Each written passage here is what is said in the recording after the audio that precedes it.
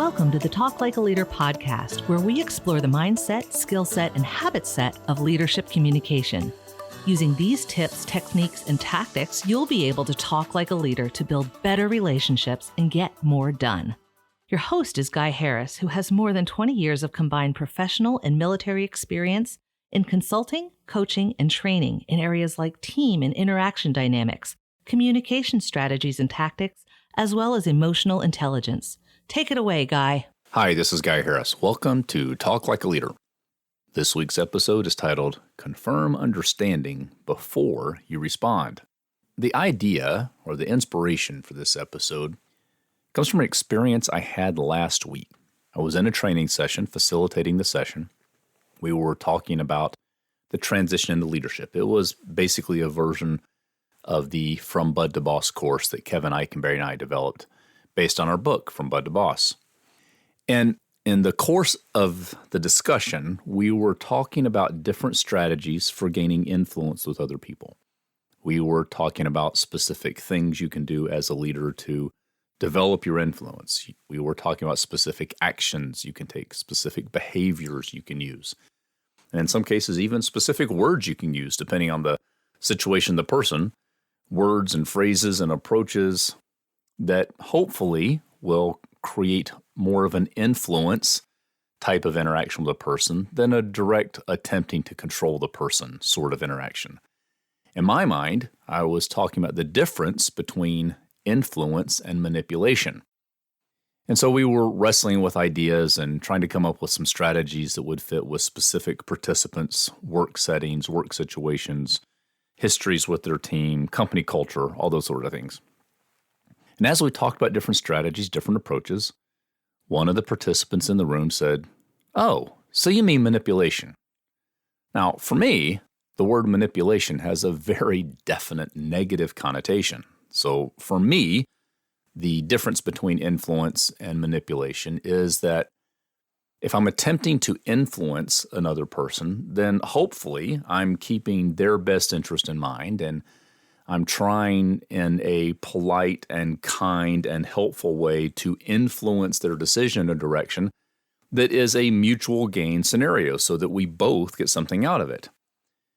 And the difference between influence and manipulation, for me, in my perspective, is that manipulation is more about getting the other person to do something solely for my benefit, and it might actually harm them.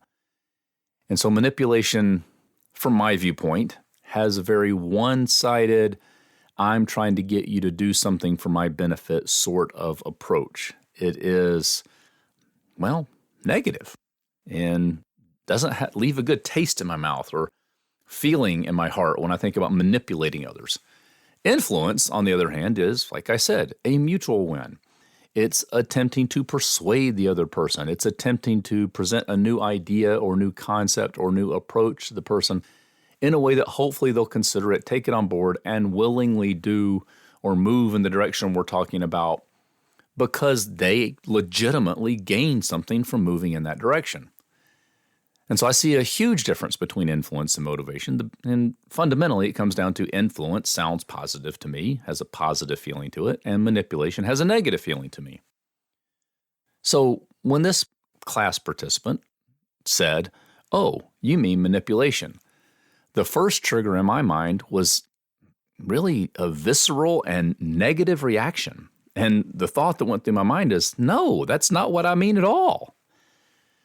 Now, fortunately, I had the presence of mind in that moment to stop for a minute, reflect a bit on his work experience, his work environment, the culture he works in, all of the types of settings that he finds himself in every day. And rather than assume he meant the same thing by manipulation that I mean by manipulation, I said, "So could you please tell me what you mean by manipulation?" And then he went on to explain a very basically influence-based perception. And he started to describe in his words what I would call influence, not manipulation.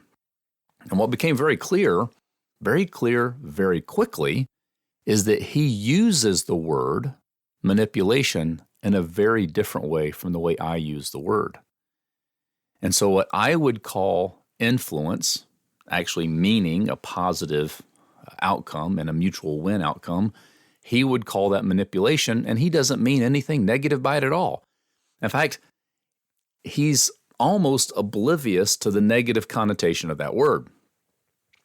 Now, there may be some discussion we could have about how people hear different words, and if he continues to use that word, how other people might hear what he's saying, those kind of things. And that wasn't the point of this particular interaction or in this setting with this class at that point in time. Didn't really want to get into that depth of conversation because it was going to derail the course conversation. The point, really, of this episode is the thing that I was reminded of in that interchange I had with him, is that we often hear words and phrases that other people use, and we attach our meaning to them and don't necessarily slow down enough to try to understand what they meant by it. And so in keeping with the context of this podcast, Talk Like a Leader, one of the things that we talk about a great deal, and I've mentioned in other episodes, is that communication is both message sent and message received. And until they're the same, meaning the intended message is the same as the received message, we haven't really fully communicated what we're trying to say. And the reminder this week for you, I'm sharing with you my experience last week as a reminder to you to confirm understanding before you respond, especially in situations where you perceive the other person has some kind of negative attachment or negative intent behind their communication. Before you take it and run, before you assume the negative side of the communication, it might be a good idea to just slow down and ask the other person what they mean by that word.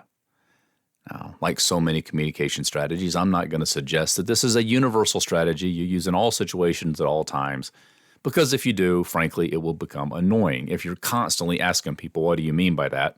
It will become annoying. I would suggest you put it in your toolbox, though, and in those moments where you have a flash of, oh, that's not what I meant at all, or, oh my goodness, how could you say that, or some kind of negative response to what another person says, before you feed that negative back into the conversation and turn it negative, even when the other person didn't mean it that way, it might be a good idea to just confirm that you're hearing it the way they actually meant it. Because in the case that I'm talking about, once I understood what he meant, I was able to actually agree with him. And we did have a brief conversation about the idea that, well, I would probably use the word influence there because it means something different to me. And I understand what you mean by manipulation. So yeah, from the way you mean the word, yes, that's what I'm saying, because I'm trying to connect with him so that he and I can communicate. Before you inject negative in a conversation, before you take your perception of another person's negative intent, remember to confirm understanding before you respond. Make sure you really understand what they mean by that word, because they might mean something different than what you think. If you'll remember to confirm understanding before you respond, especially in negative situations, you can talk like a leader.